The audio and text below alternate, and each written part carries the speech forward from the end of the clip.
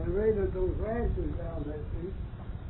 And they sent us the 2nd Cavalry from 14th and Vermont down to Fort Clark. And we were down there. I was down there, we were down there for 2 years, and my enlistment was up while I was down there. And the colonel, the sergeant and I was down in the mercantile store sitting on the steps. We went back to barracks, and Colonel Rivers sent for me. Dog Robert said, the colonel wants up there right now. I went up there and knocked on the door, and he said, come in. I said, the colonel sent for me. He said, yeah, I got a problem. And what is it? How in the hell did you get in the army? You're not a citizen of the United States. I said, they didn't tell me that, sir. I thought I was after the father. He said, no, you was born in Hungary. So he said to send a lieutenant down to New Orleans to get me a citizenship paper, brought it back to the post, and the colonel made it up and signed it. So I'm the only pinhead in the United States, I imagine, that's got a discharge paper that the FBI won't touch. It's a naturalization paper and a discharge paper all in one. When Frank Fisher was up here at the post office upstairs, the FBI, I went over and showed him that in front of him. Frank, I bet you never saw a paper like this. First he did glance at it, he saw United States of America. That's what immigration. So he finally leaned over and he read it. He said, "Get that off my damn desk." I said, "Why?" He said, "I don't want to go anywhere. I don't want to lose my commission. Get it all, get it all. You can put that damn thing in the safe deposit box somewhere." So it's in the safe deposit box. Okay, today is May 1st. Yeah, May Day. Russians are celebrating in a big way. 1987. Yeah. And this is Joe Todd, an interview with Mike Sokoll in Ponca City, Oklahoma. That's it. Yeah, Ponca City. So, where were you born? Hungary. When Hey, you don't have a couple of my books, do you? You don't have no. I've written 2 books. You don't have no books. You ain't got much of anything. Look at like 6 of them. People that I've known to work with, who Gibson and Will Rogers and that bunch. This is all picture book. This is my 101 Old Timers. I organize the 101 Old Timers here. We have a reunion every year. Just send them back letters of invitation now.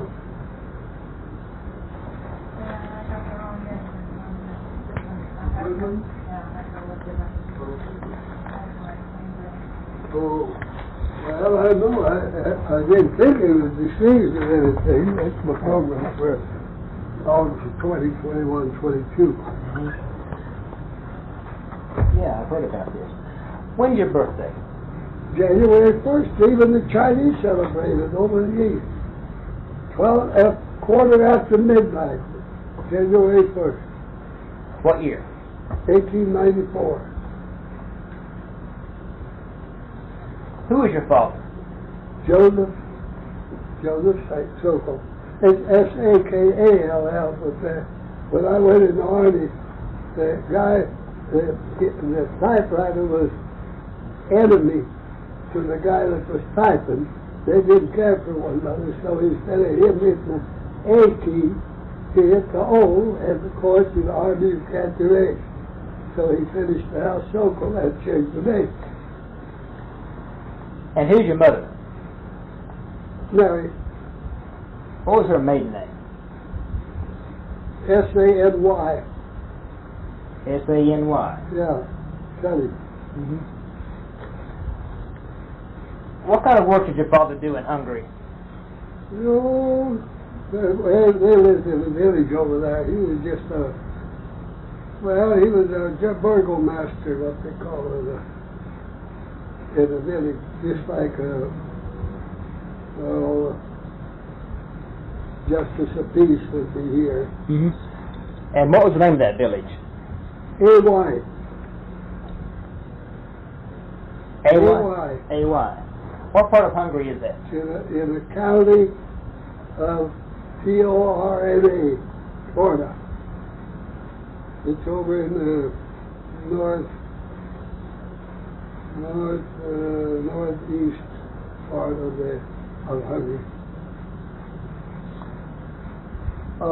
It's in the foothills of the Carpathian Mountains. Mm-hmm. How long did you live in Hungary? I was 8 years old when I came to this country. How come you came to the United States? Because my mother and father were already here. We were staffed with my sister and brother and I stayed in till they got money enough to send for us to get over there. How come your parents came over here? Well, see, father came over here and he went to work for what they call the Cambridge Steel Company, Buffalo Steel now. And of course he sent for mother. Mother came out. Then when they got the money, they sent for us and we came out.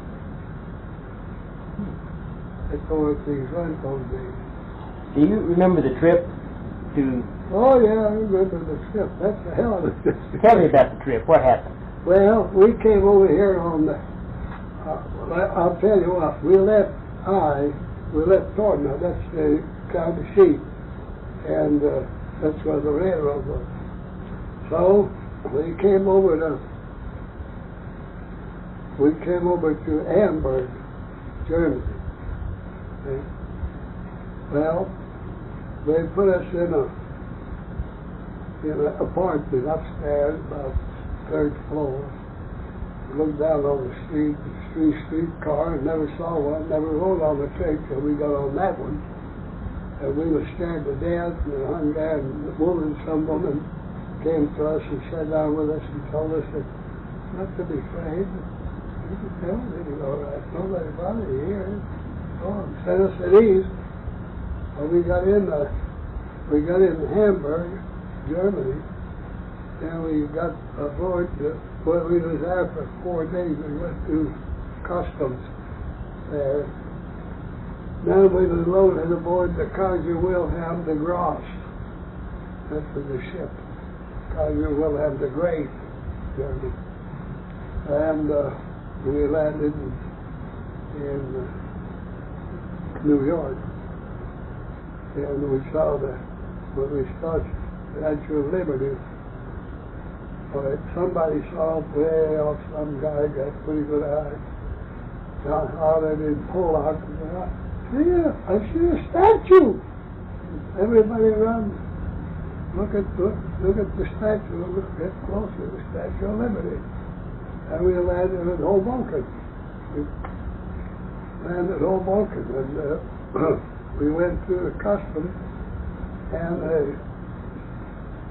there had to be somebody there from where you're going.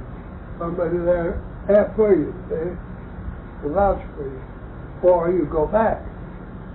So my brother John is over here, stepbrother. He came down. He couldn't talk too much American either, Hungary, but he mentioned it, and he explained in a way, that's my brother. He said, all right. So he took us, see. So we got on the train at Castle Garden down there. We got on the train, and the second train we were on. Since that's when we included the time we left the village. So we headed toward Harrisburg, and going to Harrisburg. And after you pass Harrisburg, he was telling us that that's the state capital, Harrisburg.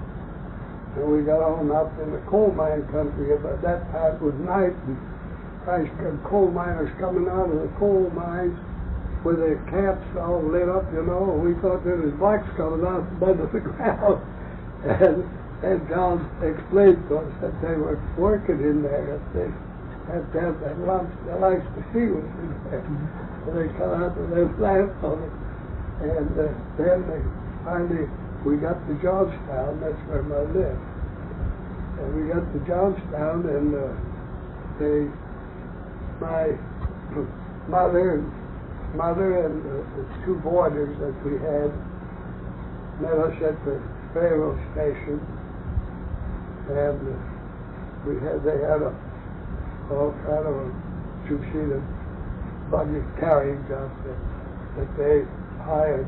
And they come up and got us and put our stuff in and took us back, and we lived in a building, 4-story building on the 3rd story, and we stopped and got in there. Everything was strange to me. Nothing was out of life. So anyway, we got settled in, man.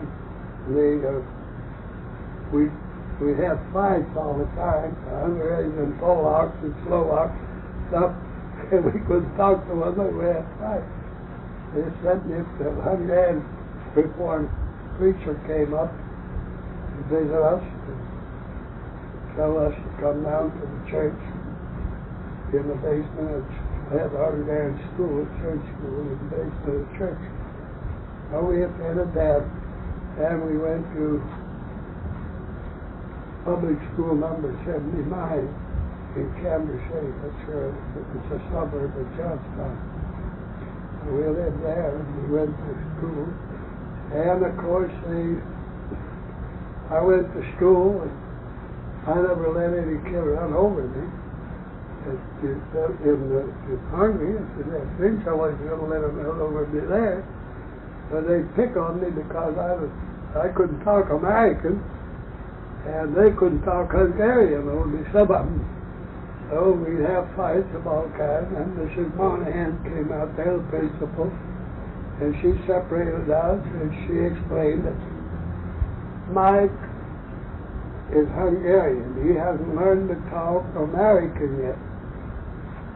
And you was here longer, you lived here, you was born here, you can understand American. He can't. We've got to teach him American and not fight with him. Teach him.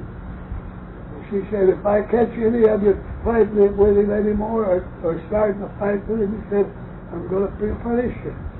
So we got to start getting along pretty good then.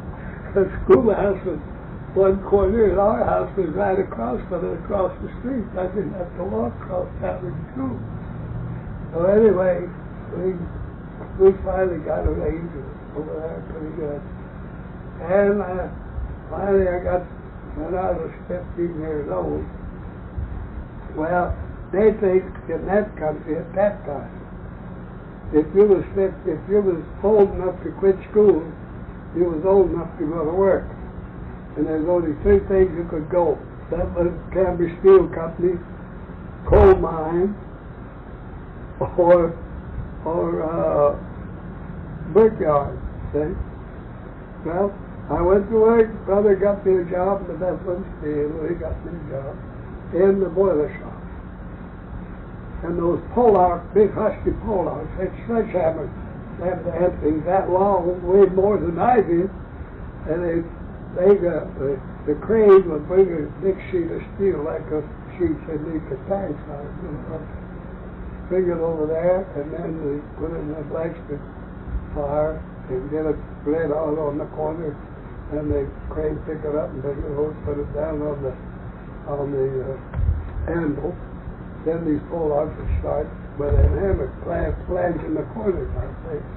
Well, I picked up, finally picked up that damn hammer and got it on the anvil before I could get it off. I said, Polacks did it all. I quit that job. That was the last time I quit. So then they got me a job in the brickyard.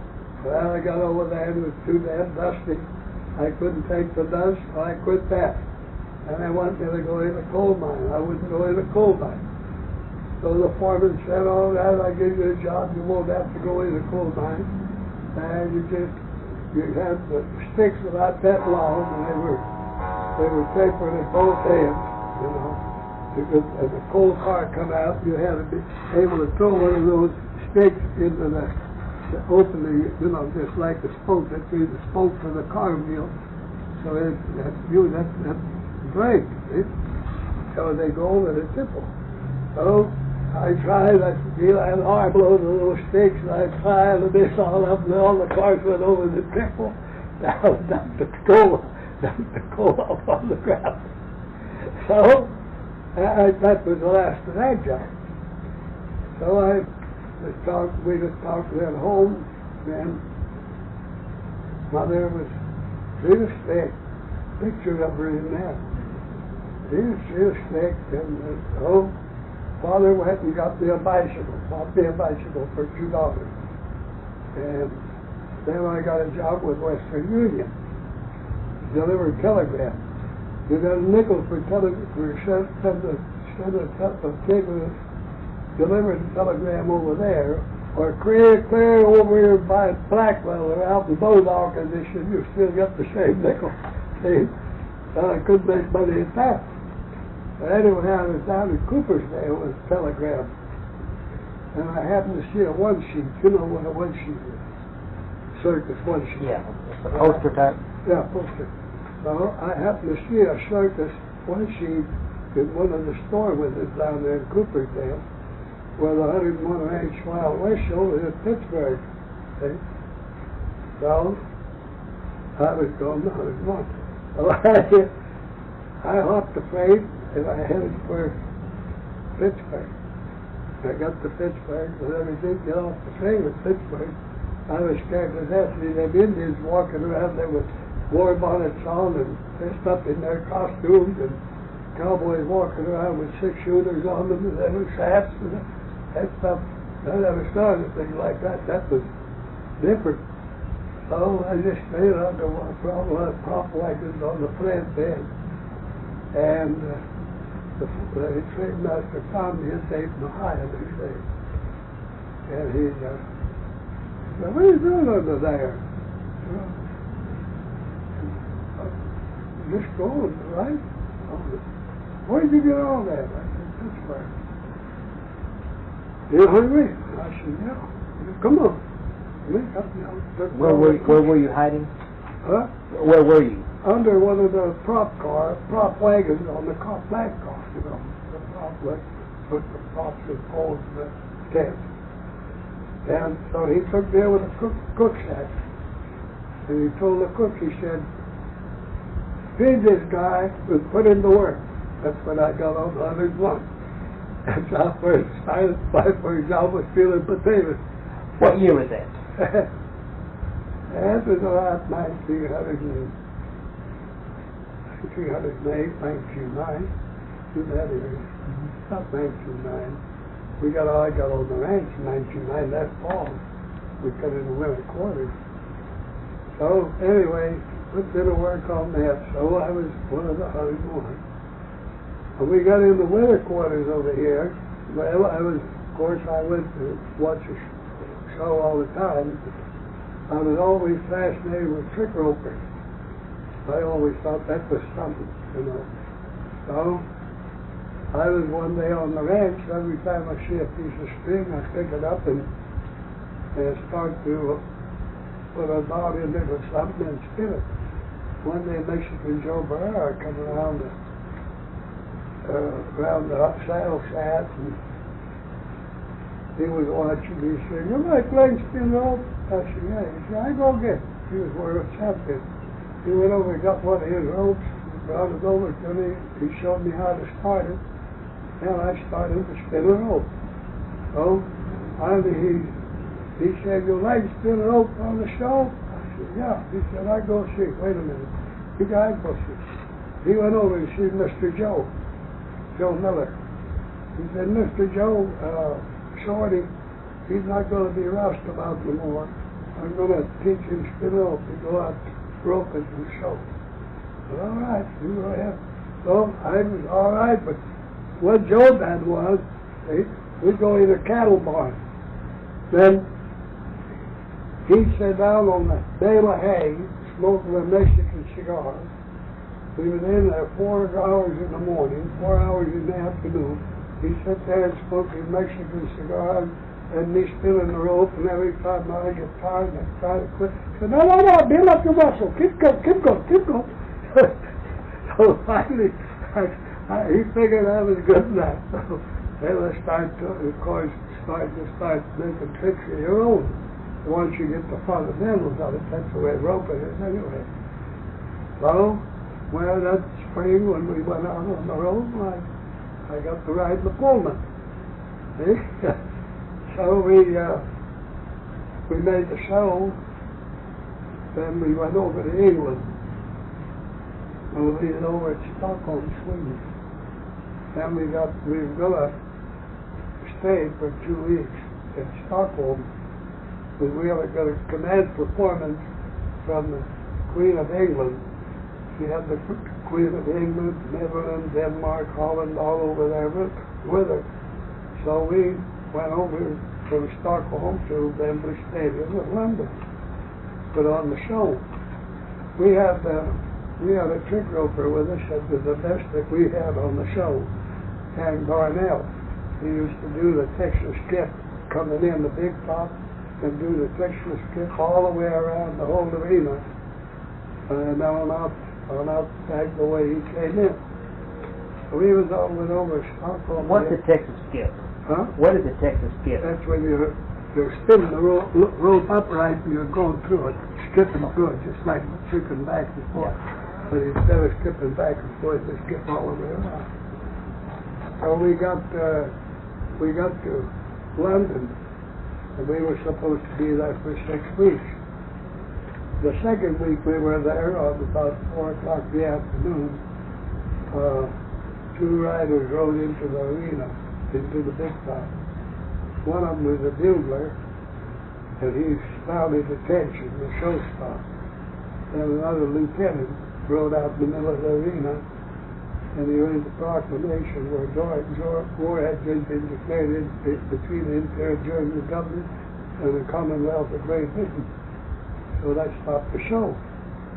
So you see, of course, then the next day, the Quartermaster General's office came up and set up their stand, and we had everything that we had was taken for a war effort. Really, ropes, spinning ropes, everything. But what we done went in line, and they had about 5 guys taking care of the tables over there, backing up, and you'd list every item that they had to turn in. Rope, spurs, shafts, saddles, everything. And that put the value on what that value was worth. So then he turned it all into. And I think about 2 years later I got a list got the check or the list of everything that I turned in, with the exception of one saddle. A brand new one, hand carved, made by Al Personal, Miles City, Montana. One of the personal saddles. Had deep oak leaf and acre, on it, pretty things, silver corner ornaments, skirts and silver on the pommel, around the bag, And it was all a pretty outfit. So I got the old saddlebag, one made by R.T. Fraser, Denver, Colorado, or Pueblo. I got that back, but I didn't get the Al Personal saddlebag. So Mr. Joe wrote to the Quartermaster General's office over there about the saddle. Quartermaster General wrote back and said he'd do everything in their power to find that saddle, but they never did, I guess, because I never heard of it. So anyway, we came back, the show was over, everything was gone. So we came back to the States. We took a bunch of cattle with us, bulldog and stock and things of that nature, and rope and stock, just like a rodeo. And when we came back, all we had on there was 2 horses. One was Zach Miller's horse, one was Mr. Joe's horse. That's all we had. And the feed for them, and the employees, they were on. and food for us. And that's all we had. So when we got back on the ranch, there was no place for show people on the ranch. They all had their show, their workers already had them, see? So we got back here, we didn't have no jobs, no nothing. And so they just drifted in different directions. Some of them went in the rodeo, and some of them went to work on other ranches like King Ranch and Matador Outfit and those things. And some of them went to other Wild West shows. So I went to Butler Brothers Wild West show out of St. Joe, Missouri. And Craig Roper, of course. What was the name of it? Huh? What was the name of that show? St. Joe? Oh, that is, good as I said. Huh? Yeah, Butler Brothers. Butler Brothers Wild West show out of St. Joe. So, I got, show people are the most jealous people there is on earth.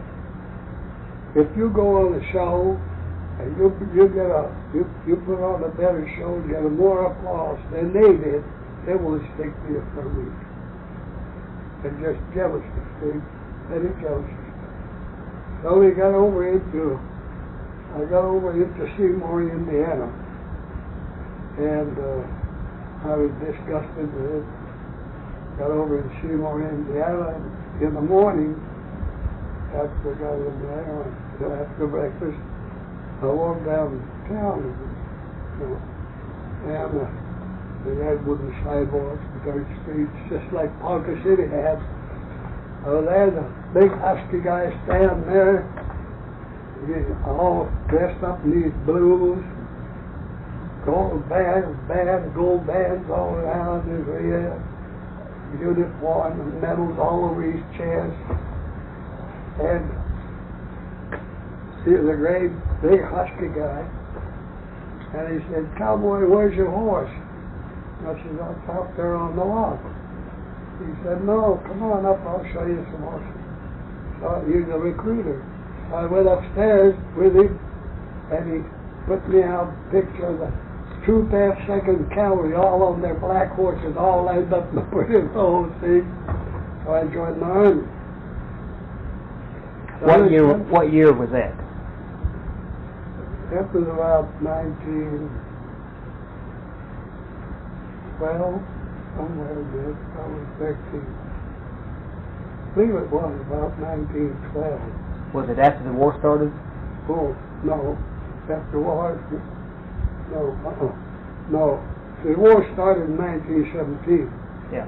We didn't start. This was about 1912. So, anyway, I joined the Army, and they sent me to Jefferson Barracks, Missouri, for induction. So, I went to Jefferson Barracks. They took me up there. And there was wide sidewalk from there as wide as this room. And 2 rows of rookies on that side, and 2 rows of rookies on this side. Sergeant was up on the porch, and he was acquainted with what they're getting into 40th and under a month, what they expect, what they're going to do, and all that stuff. He was on the 40th and under a month. So anyway, I went up there about halfway, and I just saddled away 47 pounds. I put it down, and had the straps on my arm, ropes in the hand, spurs. He talked a little bit, pretty soon he stopped talking, motioned for me. I picked the saddle up, went up there to him, put the saddle down. He said, "Where are you from?" I said, "Oklahoma." He said, "What was over there?" I said, "I just put a Wild West show at Seymour, Indiana." So about that time, the lieutenant come by, and he talked to the sergeant a little bit, and he came over to me. Then he said, "What troop you going to?" And I said, "Troop F." He said, "You can't use those saddles in the Army, you want to sell it?" I said, "Yeah." He said, "How much?" I said, $50. He just peeled off 220 at a 10, get it to me, picked up the saddle. So you pay no attention to it. Till I figured you sold something that was gone. I found out later on that he lived on a farm just outside of Joplin, Missouri. And then he passed away. Well, I'm getting ahead of the story. But anyway, we went to eat now. But I sold him this saddle at Jefferson Barracks, Missouri. So he took the saddle with him over to Joplin on the farm. And he passed away, and the kids were throwing the saddle all around the place. You know how kids are with everything. Grandpa got tired of scolding them about it, so he just took the saddle down to Bill Davis' saddle shop at Pryor, just outside of Pryor. So one of my old-timers in the meantime, and before then I had organized with their organized hunting money and took him. So one of my old-timers was in there, and Bill said, asked him, he said, you belong to hunting? He said, no. Well, I got a saddle back there, and on 101 range, Bruce, Oklahoma. Well, he went back, looked at it, and my initials was on the back, MJS. He said, MJS, that's Mike Sokoll saddle out of Ponca City. So 50 years later, I got the saddle back. It's in my museum in the concert center, place for the concert center.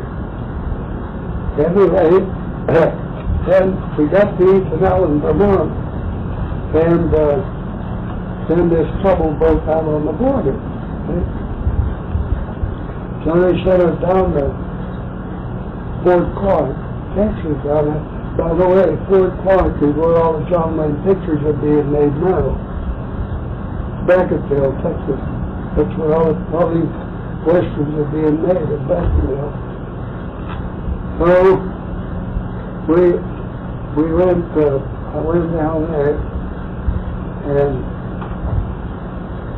we came back. Well, wait a minute, I'm getting this up. We left Ethanol and went down to Beckerville, Texas. That's where we was chasing Bill around down there.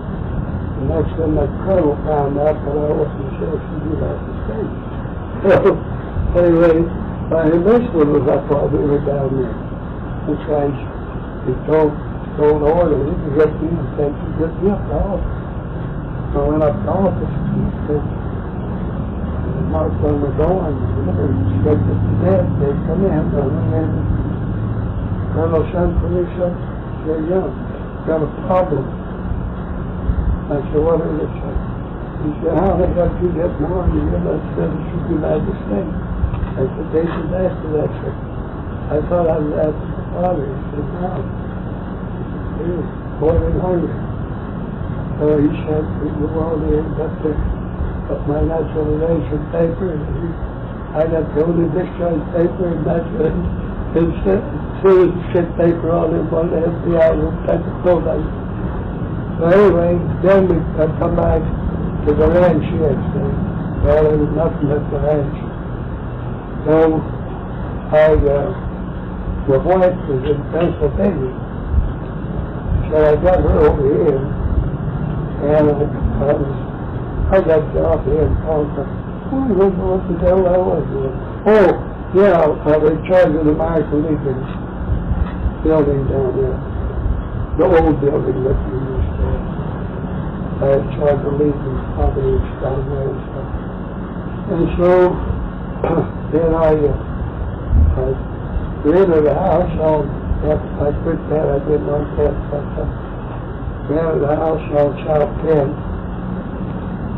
And we rented this house at Arlington. And that was 32 years ago that came up here, and Frida Wetzel, owner, lived on the next corner. She passed away, and so when they got her stuff, whoever had charge of some lawyer up here had charge of. I lived here for 15 years before she passed away, and he came over here to administer the estate. he came over to me and said, Mike, he said, you've been at damn rent on this house for 15 years. He said, why don't you buy it? I'll sell it. I said, how much? He said, $5,000. I said, you stay in the house, I'll go up and get the money. And of course, I said, back, I got the money for $100. I said, here, this will be jealous. He did. So I owned this house for 33 years. Would you give me some incidents that happened on the border when you were chasing Pancho Villa? Well, what did you do? yeah, so incident happened. We was down in the little town of Kennedy. They said what they wanted was an interpreter, see? And so they said Jack, Sergeant Kennedy and I, we went down to Mexico. And we got in this little town of Jimenez. Beautiful little town, just probably about 700-800 people. Big plaza in the middle with flowers out and the sidewalks with a circle, you know. We went down there, and in the meantime, they wanted to go down there with their troops too. So we went down there. We went around to get somebody. There wasn't not even a damn dog out on the street, nothing. Because it was all being taken care of by Pancho Villa. He was feeding them, see? But they wouldn't scream on it. So anyway, we started to go back, and I know when I walked by those doors, they were all shut tight, see? And I happened to look back, and the door opened about that far behind us. And I said, son, there's somebody in that house. The door's open. The door was open. So we turned and circled and went back there. Got off, and he rattled on the door with his saber. And this Mexican come down on his knees with his hand, holding his hand up and down on his knees down. And talking in Mexican, we couldn't understand that. So anyway, we took him along with us, took him up to the coast. And the interpreter over there, he questioned him about Villa. You know, he didn't know where we are. Going a long time, going away. So he couldn't get back down to that day, but he did get to see, well, I will see us all the time. We went there from. We just bypassed all that. Troops went down there. Troops went down there. Troops went down there. They couldn't find nothing. Couldn't find nothing out. What part of Mexico is that? It's Chihuahua. It's in Chihuahua. Chihuahua, Mexico. Just over the border. Yeah, quite a history on Mexico. And of course we got back to camp. Right. Wasn't nothing special, you know, outside of that. We couldn't find out what the prison. We got Columbus, New Mexico, where Columbus. That's all. We never could find out. I always said that from Clark. What was your average day on the border? What'd you do every day? Oh, we just killed time mostly in drill. Bill would be there, Bill. He had a girl. He had a little grandkid about 8 years old, staying with him. And every Saturday especially, when we get our rigs all cleaned up, you know, everything to go on furlough over the weekend, all different things. Then that little girl would say, man, Paul, I want to see the soldiers ride. And we'd have to do what I was doing. There's a better business out there where the sound, they would get their horses out, stop, and clean up, mount, then they'd say, I want to see the soldiers, the horses run. And they'd have them run. If I was in charge across there, and they'd have to go and leave them out to the camp before inspection. All that. Well, I think that did was cost $1 million way different deaths. What was the colonel's name? Rivers. Colonel Rivers. Colonel Joe Rivers. One time, he was out on the rifle range, and Rivers had a one-eyed bay horse. That one eye was knocked out, the shell.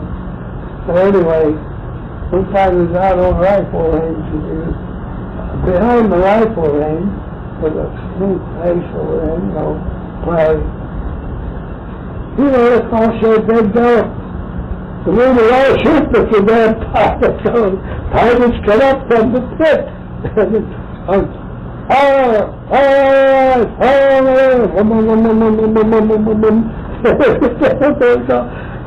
Why the hell did you guys behave? You guys made a mistake. Where's that damn gentleman?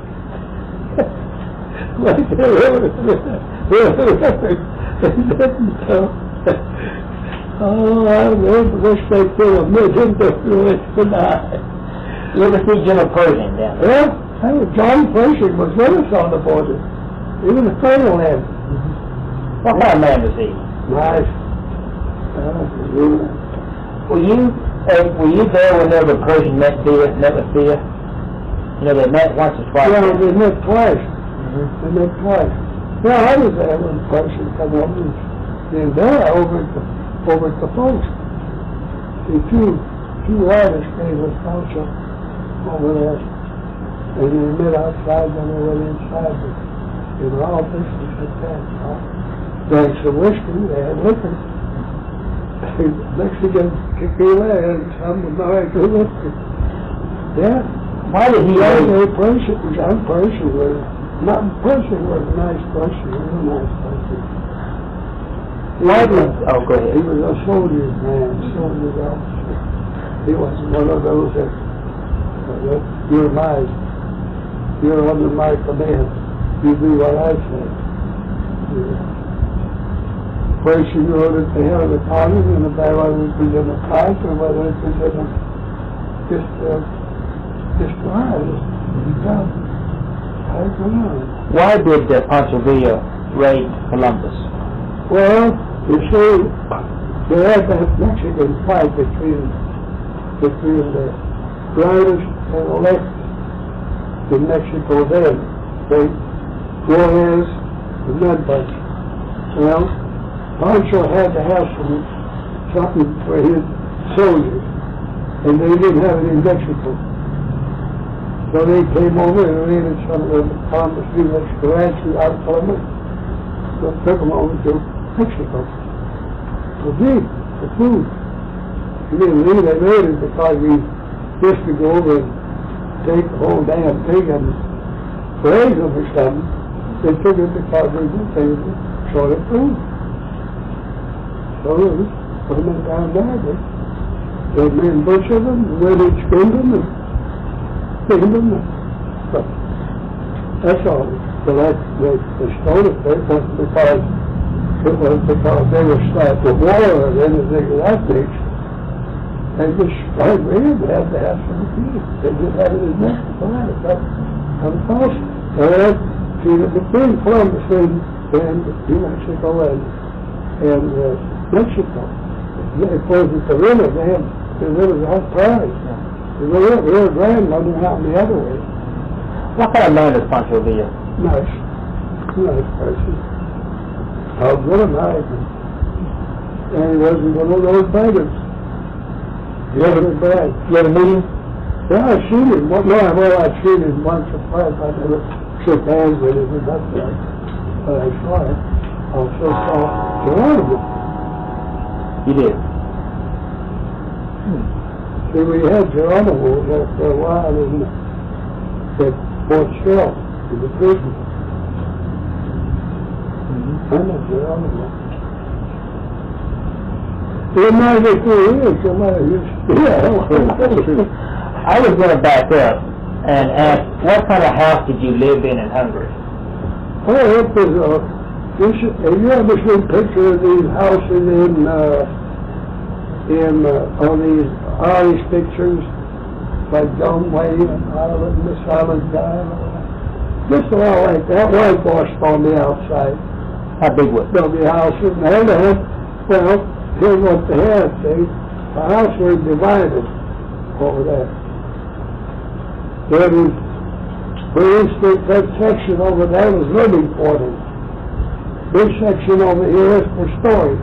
That section over there next door is for storage for the cattle and stuff. Then the next thing over was for the cattle. See? All under one big long roof. It was all whitewashed. We had, over there we had Grandpa's place was, there was a kind of a slope. You know, down. And bears used to come in there. Bears used to come in from the hills, the woods, come down there and eat apples off them under the apple trees. You go back over the head rock, and over that rock pile, fence about that high, all the way around it. They just go and come over it. I was down in the creek. They had every one of they butchered their own pigs and so on. That butcher at any time. Butcher. Old neighbors all get around. We'll butcher at your place today. We'll butcher at my place tomorrow. And so on. But they had, each one of them had a kind of a dam built in front of their places. All had English walnut trees all along the creek. I was down there in the creek and catching floating walnuts pulled over the dam, some walnuts over there. And a dog went across. I saw the dog go across, and an aunt of mine from a village named Kasha brought me up. They came over to visit, and they brought me a little puppy. And they told me to put it in a stable and be sure to latch it. Put the latch, put a pig in there. Well, I put the dog in there, put the puppy in there, so I forgot to. I put the latch in now too, but I forgot to put the stick in there so the latch wouldn't come open.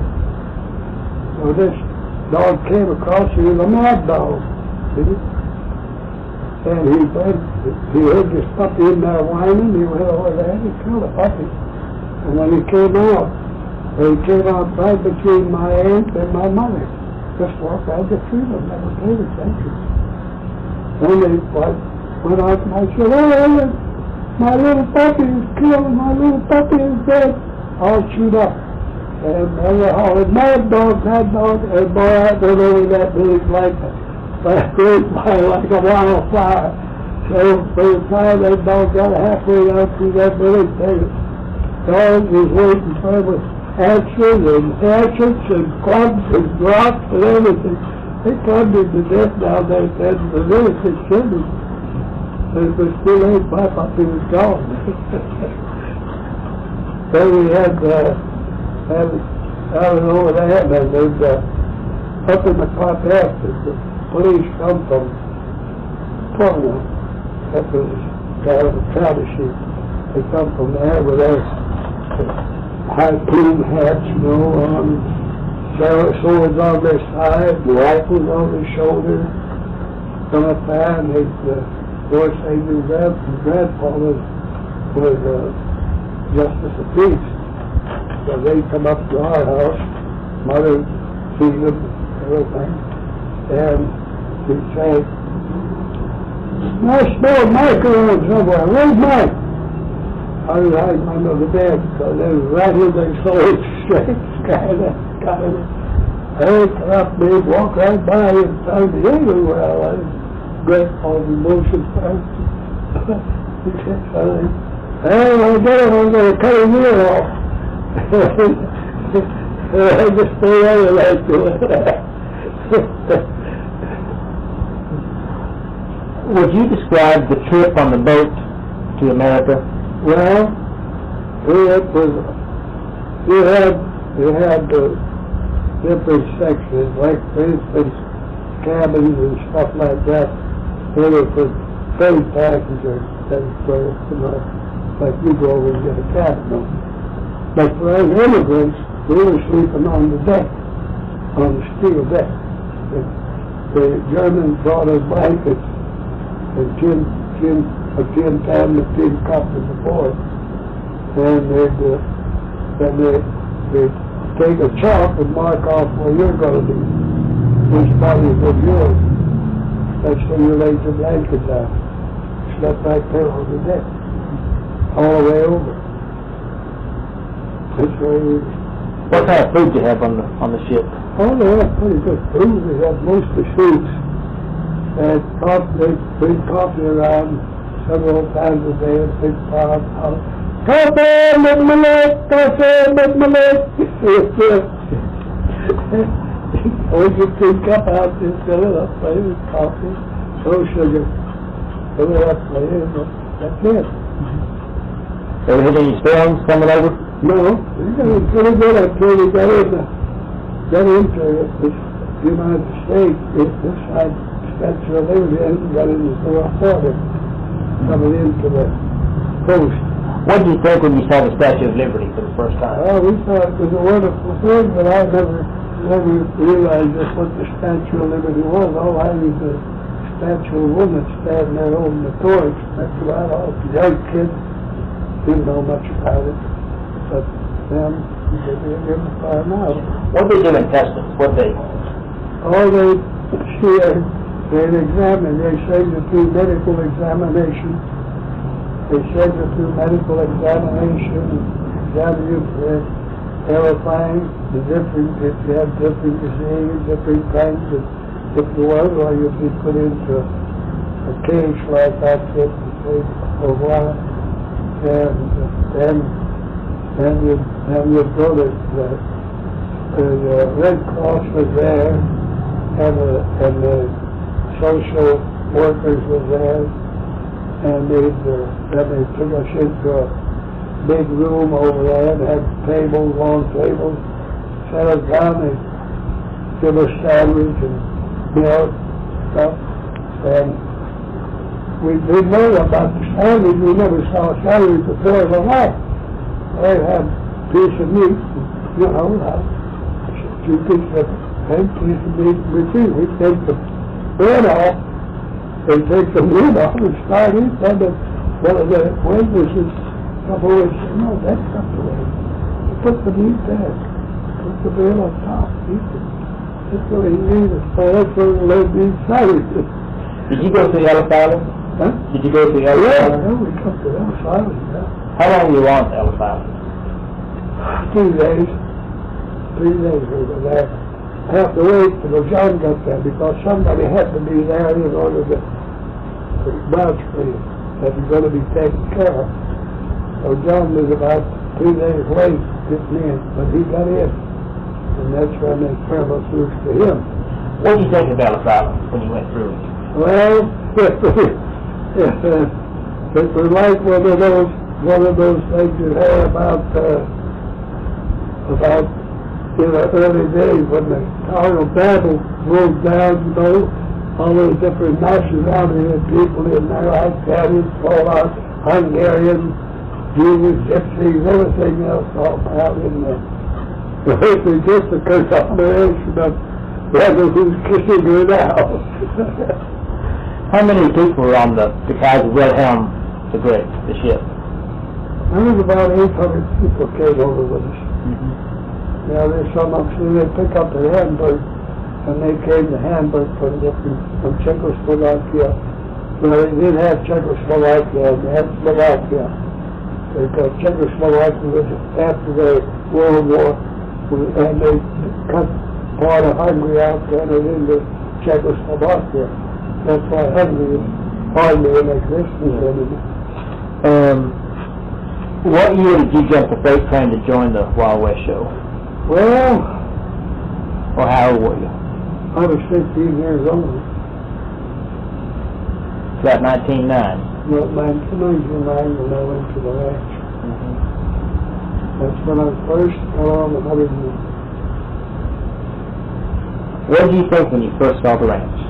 Saw the White House? Well, the house was for sale, but all that for me. But I was said to put in the bunkhouse, you know, one of the bunkhouses. So it was a new outfit, the fancy home and all that. The White House was nice. But to me, as a renegade, it was just a home for big shots for people, you know, it was above our lives.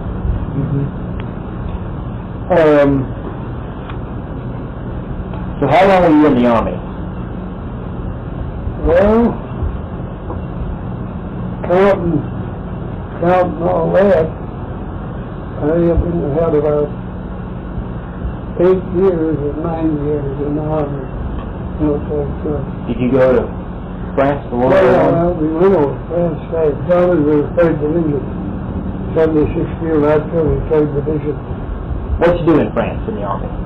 Oh, I was just one of the builders as far as I go, but of course we don't need too many of them over there. There's too many other troops in there in the 3rd Division, Troop A,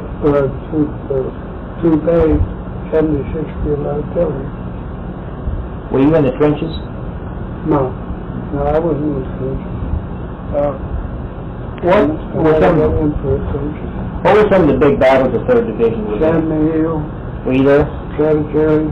I tell you what, Germans we had a pontoon bridge across there. German, going over to Germany. And Japan's, that river gets up there. But anyway, on that side of the river, German artillery was over there. And they were trying at night to slip over, get that with their cannons, and of course everything was air-drawn then. They didn't have no tanks like they have now and all that stuff. Boys on there, silly outfit didn't realize that that 76 Field Artillery cannon they were driving wasn't no plate for it. But if you go down there and leave it, you'll see what's sitting right there. That's a 76 Field Artillery cannon right there. They dug that damn cannon down over the side of the river. The cannon shot they pulled the horses in with it. The whole ground is there. All you could see was bubbles coming up.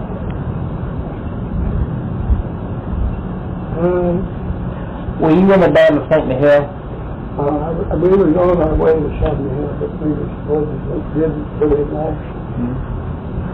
Where did you spend most of your time in France? What area? Around Saint-Nazaire, mostly. We wasn't pushed too much from anywhere else. Saint-Nazaire, and over at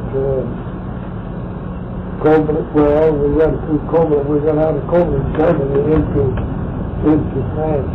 We went to Coblent. Well, we were sent from that the Army occupation after the war was over. The funny thing was that we were going across the bridge from Germany to the French side so from France to German side, so Germans already were conquered. We were going down to a little town, for Army occupation. And we was going to the river, to the Marne River, to cross, and in the middle of the Rhine River was a German band. Okay? Not on the French side, on the German side. A German band, and when we started to cross, places were leaving. When we got started to cross, they started playing the Stars and Stripes forever. The German band playing the Stars and Stripes, leading us into Andernach. They crossed the river, and then down into Andernach. Just when we turned to go toward Andernach, then the band dropped off of us. Andernach is where we was in the occupation. What did you do in Armistice Day? Well, I had a time, nothing much. Where were you when the war ended? Well, November 11th, we were in on the occupation. We were down on the occupation side of Alexander, Germany. Okay, is that where you were on Armistice Day? Yeah. Was there a big celebration there? Oh, yeah. What did you do? fireworks, all kinds of stuff. Everything. Parades.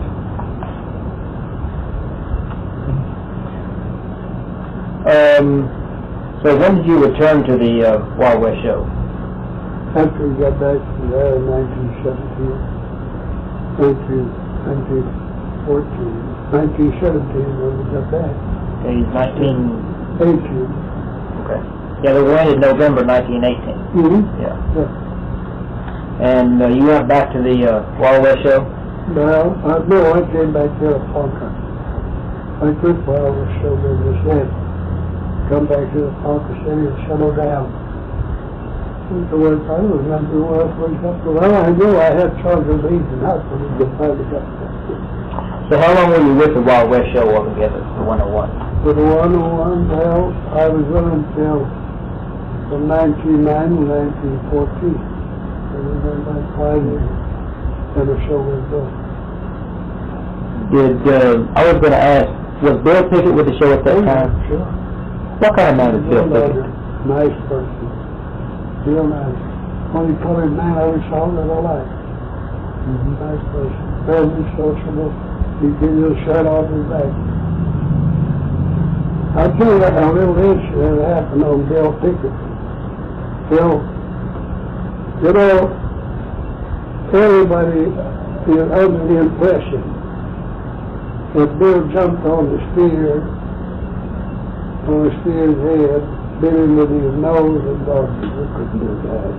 Nobody. What he knew, what happened the first time Bill on him, first time ever Bill on the steer. Over on the 101, we just got some Mexican longhorns, it's wild.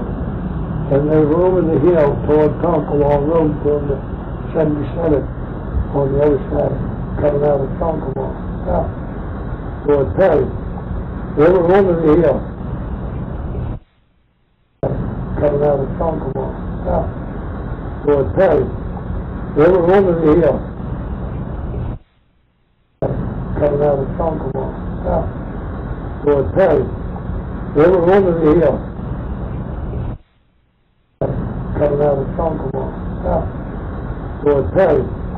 They were over the hill, coming out of Ponca south toward Perry. They were over the hill, coming out of Ponca south toward Perry. They were over the hill,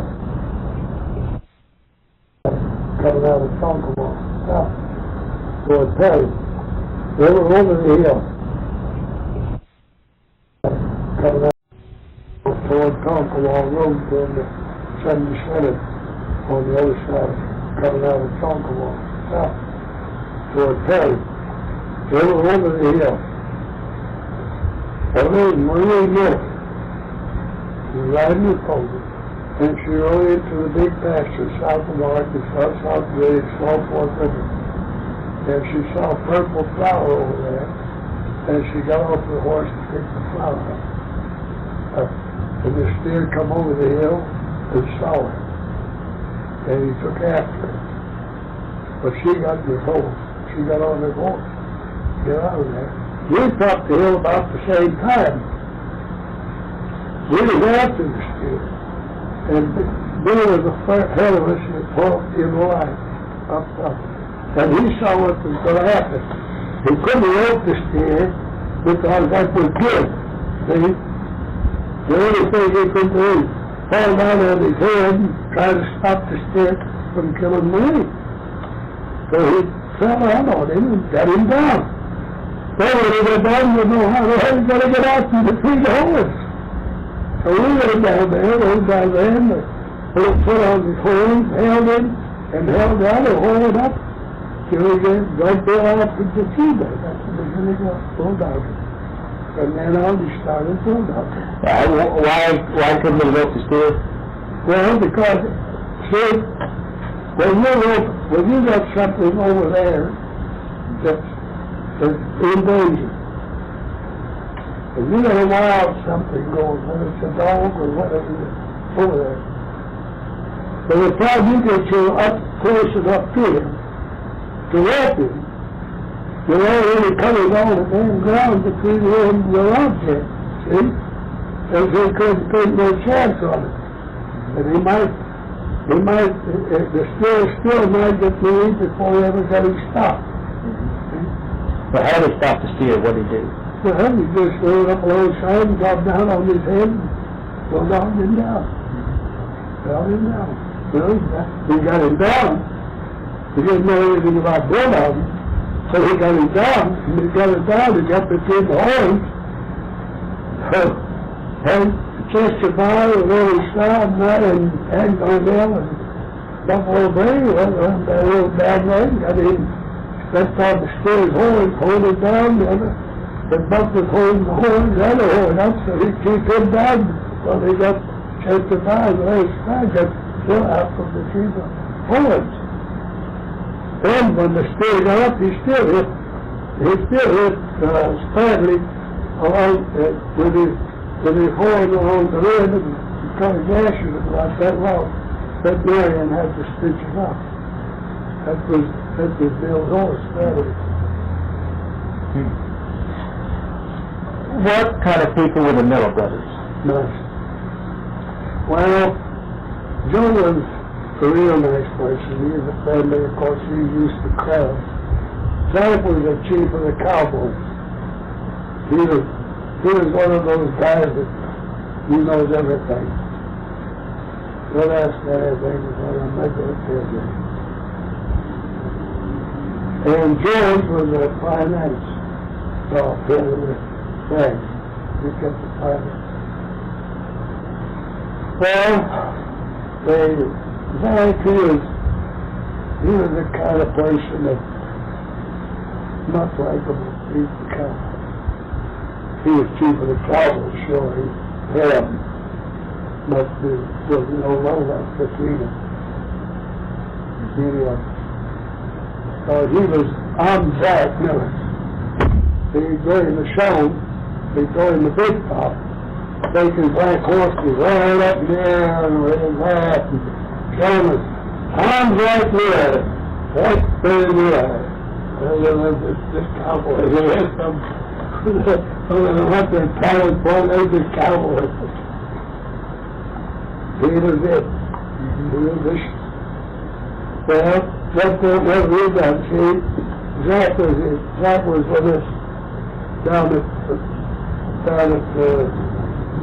when we was on the tour, and we was out at the beach in New York, and for the show, and Joe got called back to the ranch for some reason, and so he let Zach in charge of the show. We went on a strike. The whole show went on a strike. So then Joe found out that the show was on the strike. They wasn't going to perform for Zach. So he called Zach back, and he put the chief of the Cowboys in charge of the show. As soon as Zach got out of there, we went to work. Did the show. Who did he replace Zach with? I think that's really right off today. There's pictures in the book. Didn't see that book from it. Yeah, that's it.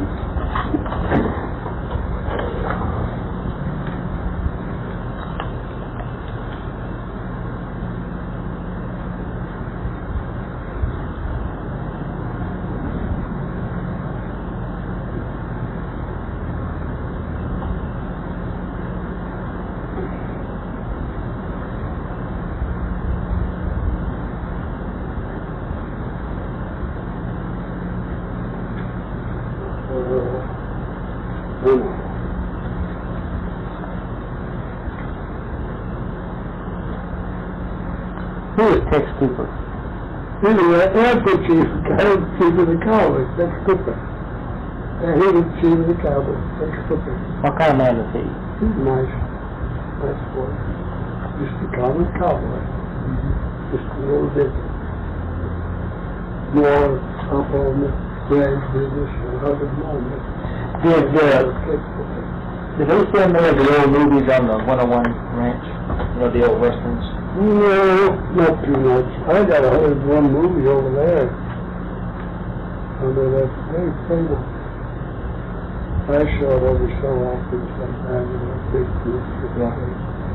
Wife is going to retire in September from the post office, and we're going to start making trips. Going to take a picture along Pennsylvania and up to Seattle, Washington. Has that been copied? Huh? Has that been copied? That's a copy. The original is in a vault. It's a first class. Good. That's a copy of it. The same part was I sent that to Chicago, a copy. And these guys over here paid $160 for the copy. And these guys in Ponca City jumped me after and got the copy. Hey, you want to send it over there? We could have copied it for half price. And I said, how many copies? I don't want that film half bucks. I just wanted one. When they sent it to Chicago, those people copy it, they just a day's work. It doesn't mean nothing to them. They copied it, and that's it, and sent it back. $160 for the copy. I show it, and I got several times. Did you know the Mohawks? Yeah. What were they? What kind of people were they, the Mohawks? They're nice people. This year was a bad cat, boy. She was something else. That girl, you can't bear her anything. You bear anything from her, she take up on you. She was downstairs, she was bunk, she done roping, she done everything. Yeah. Did you know Tom Mix? Yeah. First time we saw the war, Tom Mix was. And you know what I had to do with it? I had to take newspaper, put the toe so it could keep the damn boots on the feet. Where'd you meet Tom Mix? On the ranch. Yeah. What kind of personality did he have, Tom Mix? Who? Tom Mix. Personality? Yeah. Oh, he wasn't a show-off. He wasn't one of the... Tom Mix, sure, but he wasn't one of those... I'm Tom Mix, so I got... I'm ahead of you, so... Well, see, Jack Hawksy was there at the same time as Mix and others. They couldn't, they just all... What they done was, they all left the 101, and they went to California in the movie. Okay? I went along with it. I found out when I got out there, see, and Universal City, they got there, and I found out that you got $5 for a fall, see, and if you got a Indian shot off or something like that, you had to fall off with the picture. But if you break an arm, you pay your own doctor bill. They didn't have no insurance of any kind. You broke an arm or whatever, you pay your own doctor. So I got out there and I found out I was going to get $5 for a fall. And I said, hell, $5, they go, that isn't nothing. Well, that's all we're going to get, $5. You don't want to go back to Oklahoma. Okay, I'll go back to Oklahoma. Because they did have no insurance at any time, but nothing, because they paid the $5 a day for showing, and you're grabbing stuff over there, and then if you fell and broke an arm or broke a leg or something, you just pay your own doctor bill. I didn't see no future in that. I just left to come back to Oklahoma. Some of them, Sister Barnes, Ernest Dodd, who gets in as nothing, they stayed out there on the grind. And you see Barnes and every man still in picture. He's a Space Coast driver or something. But Tommy Grimes died. Houston was still there. And see, come out. He died with me, Mama. We got a real motorcycle. He passed away in Ponca, California.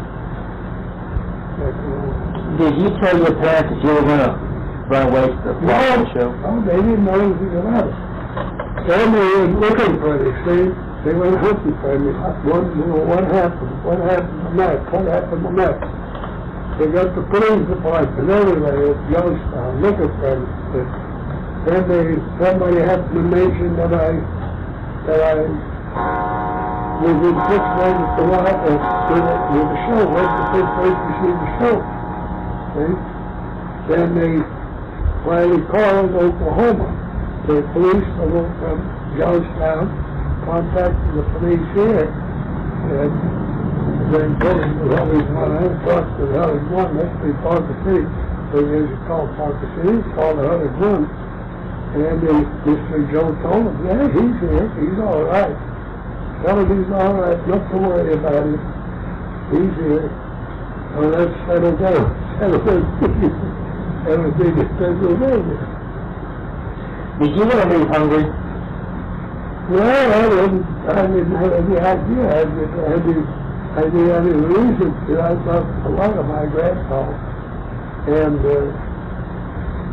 but of course, I was 6 years old.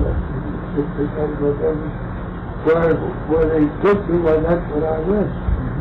So you left Hungary about 1900? Yeah. Yeah. How were when you performed in the Huawei show, how was the show organized?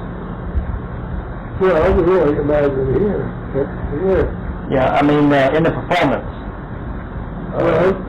They had the stage goes robbery scene in there. They had the trick riders in there. They had the Indians and cowboys killing Indians, chasing Indians. Indians fell off their horse because they were shot. Right? Pretty soon, the cowboys go away, and the Indians get up and walk out. They didn't do anything good, they didn't die. Show that picture a minute. Wait a minute. Show that this is a picture taken in Hungary. That's my mother, that's my grandmother. Okay, let me... Which one's your mother's? Right here. Yeah. Oh, this one? Okay. That's my grandmother. What's your grandmother's name? Company. Yeah? That's the Hungarian custom. It's taken in Hungary. When did you perform in the show? Were you in the first part, last part? No, I was in the first part. And what did you do?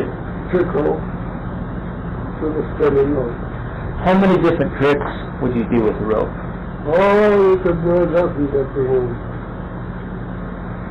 Corkscrew, stove, stitch pole, cowboy leg ring. You still? Corkscrew. No, I do one or two, but I don't. My movements ain't as good as they used to be when I was a kid. Well, I had a lot of things I can't do. It's hard to do, but I can't do it. But coordination just don't always together. I was asked, when was the movie made, the one that you showed? That was made 1910. 1910. We started to make that in Burbank, California. And the terrain wasn't right, so they moved the whole outfit to Burbank down into the big pasture and ranch. Because that's where the shots were all made. Oh, here in Oklahoma. South of the river. How big was the train that carried the show? We had 3 sections of trains. We had three sections. One section that carried the livestock, one section that carried the props, and the other section that carried the performers and so on. And how many cars in each section? Well, there was about 12 cars per section. Big rigs going back to one another. How long was the season that you performed? How long? Oh, we'd start out about we start out in the southern part early in the spring, about April, March, April, and work on down east as we weather get warmer, season get better. And we worked into Canada, down to the west, southwest. One season it goes south, next season it goes central, next season it goes north. That's the way our itinerary was set up. How many miles did you travel in one season? Well, it depends on how far. No, we couldn't tell you how many miles one season because of thousands of miles we traveled in each season. So you crisscross across, you go from it. For instance, you're short down here, then you want to show up Wichita, then you want to come back and show in Warble Water or somewhere like that, and then back up into Kansas, maybe over in Arkansas. It's hard to tell.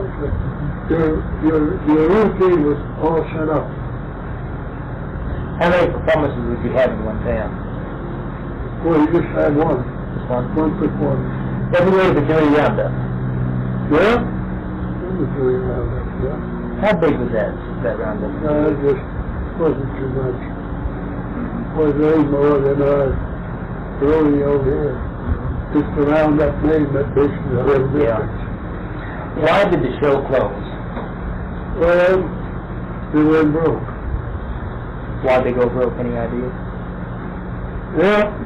Little discrepancy here, just a little discrepancy there. They had a mortgage arranged for a reason, they had a mortgage to show for a reason. And what year did it close? Well, 1914.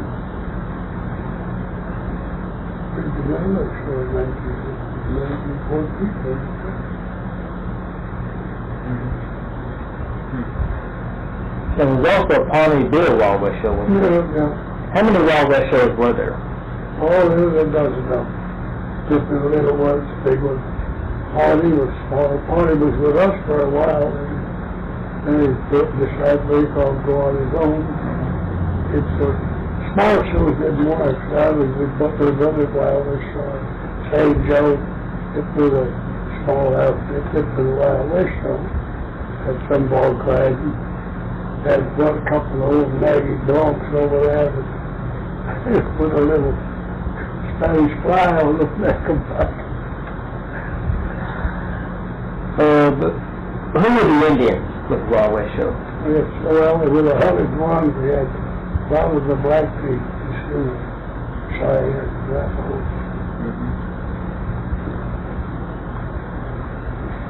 And what was your salary with the show? Well, it's $25 a week. I don't know, every month, every quarter, depends on how many weeks. And of course, your grub. Could you just tell me some instances that you remember that happened with the show that you remember that stick out in your mind? The biggest thing that happened on our mind was when Joe was called back and we went on the strike at Poughkeepsie. That's the biggest thing that happened on our show. That was in Poughkeepsie? Huh? That was in Poughkeepsie? Yeah, Poughkeepsie, New York. How about Hank Darnell in front of the Queen? Huh? How about Hank Darnell in front of the Queen? Oh, yeah, well, that's a little incident, yeah.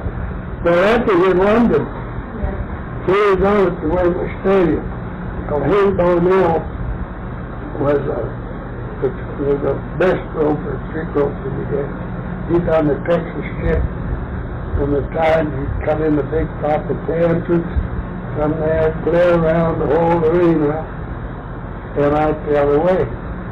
Well, this time when we was over in London, the Queen of England had the Queen of Denmark, Netherlands, Holland, all over there with her, okay?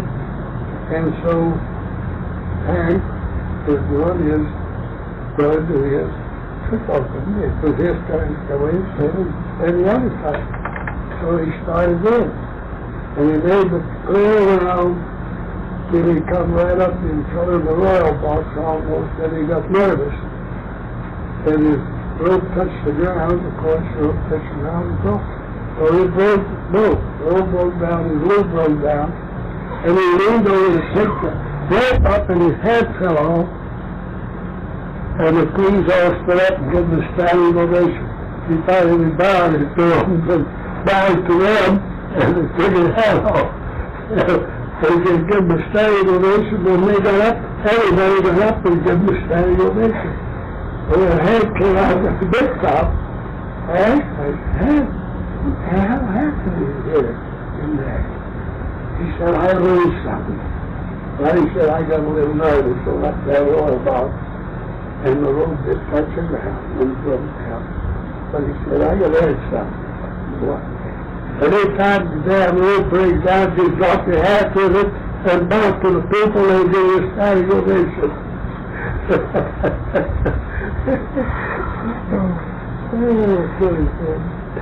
What about Jack Hoxie?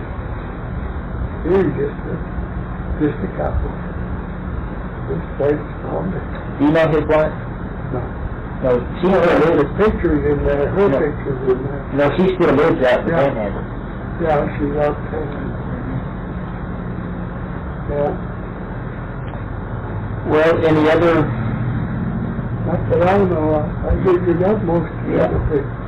Well, I'd like to take this back and take a look at it. Maybe come back and do some more sometime if I can. All right. Anytime you want to. I'm here. I hope I'll be here. Thank you. All right, sit down. Well, Thomas? You know, you got that on yet? You got that on?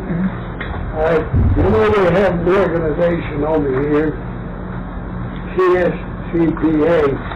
You notice on the station there you'll find CSCPA on there. That's Cherokee Split Complexes Association.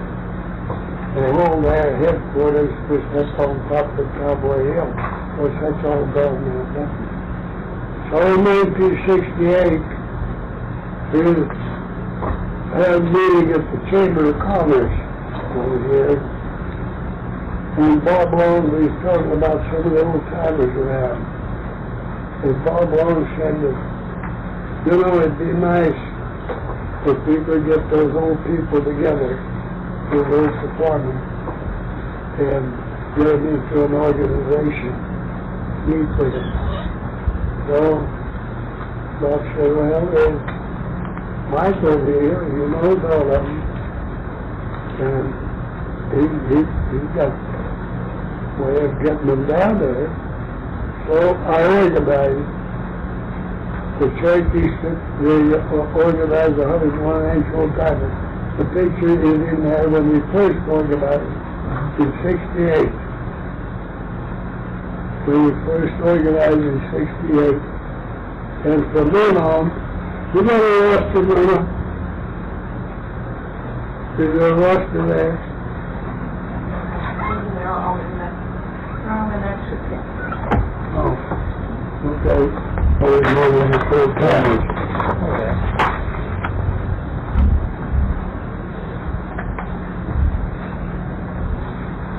Now, these people that actually work with the show? They work for the show, or they either work for the show or work for the ranch. I know another thing I forgot to get going. Get some of those bag holders. Yeah. Now the start this stationary. This is something you can stick on your car. Okay, thank you. Old timers. Yeah? Video Oklahoma. Association.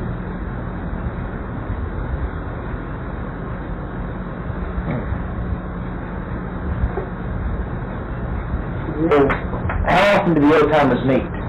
Every year. Once a year? Yeah, we meet during the rodeo. We have Yeah, I mailed a letter, some of the mail out is already gone out, we still got some mail to clear out. And we have a meeting on the 20th of registration at the Hudson Memorial. 20, 21, 22, we registered. At 22, we go down to a museum back about the race for the culture center and see the 101 race museum. There are articles that's in there. Some of them is their diaries and so on. It's all 101 old timers. So that's then on Saturday we have the chuck wagon dinner back in the Pioneer Women's Museum. And we have a whole bunch of them. You'll meet, you come up there, you will meet the last cousin of the old 101. That Jackie Lewis? Jackie Lewis. She's in leadership. Yeah, I wanna interview her also. Well, she lives on the Southeast Street. Yeah, there. right. Well, there's a runner that goes up the steps, and then the wheelchair out is over there also. anything else you want to talk about? No, that's what I know of. Well, that's all for this time then. Thank you. Okay.